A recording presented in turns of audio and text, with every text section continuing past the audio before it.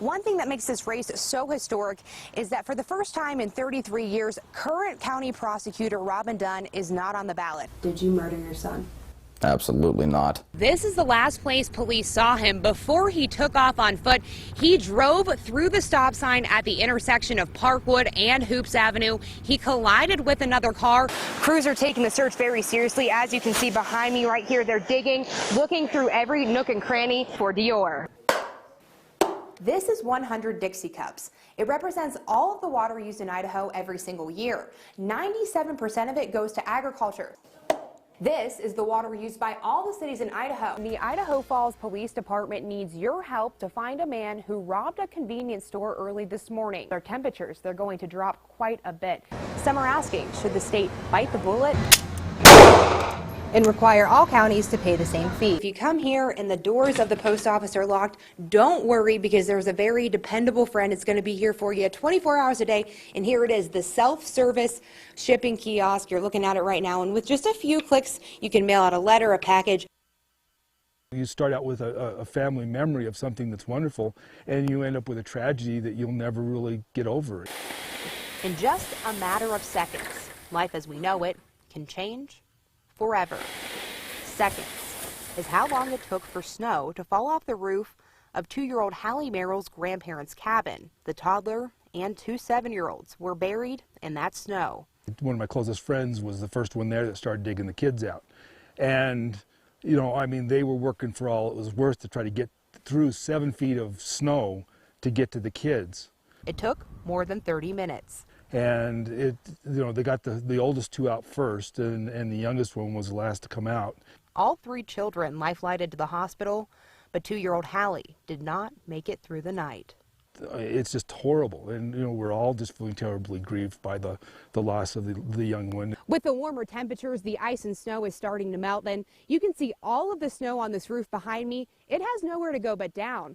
But in less than a second, I could be buried in not pounds, but tons of snow.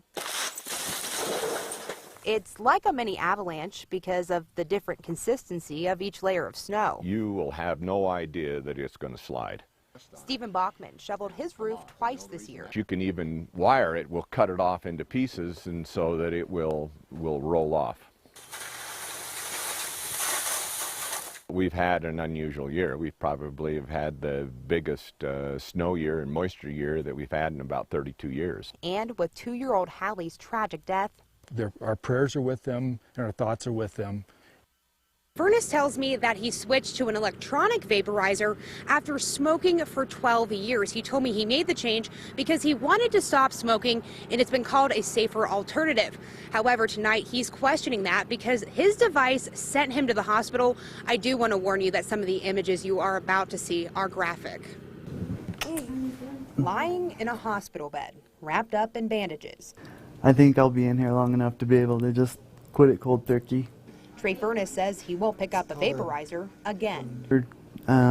3 places that he had to do a skin graft on my leg. As he recovers from 2nd and 3rd degree burns, Furnace wishes he never picked up the device that landed him here.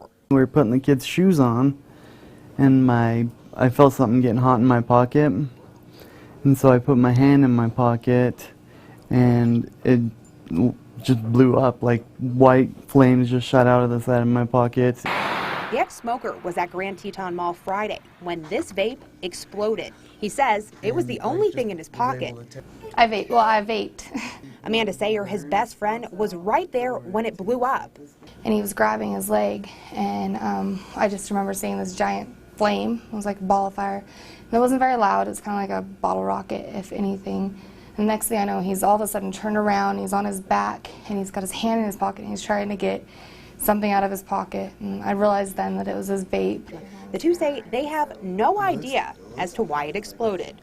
There's no reason it shouldn't have happened to me. I'm less careful with mine than he is with his. His was sitting in his pocket alone. Mine, I toss into my purse all the time. So if anybody, it should have happened to me. It could happen to anybody. It could happen to any one of you, like, easily. And this isn't the first time someone has fallen victim. Take a look. Surveillance video captured multiple vaporizer explosions across the country.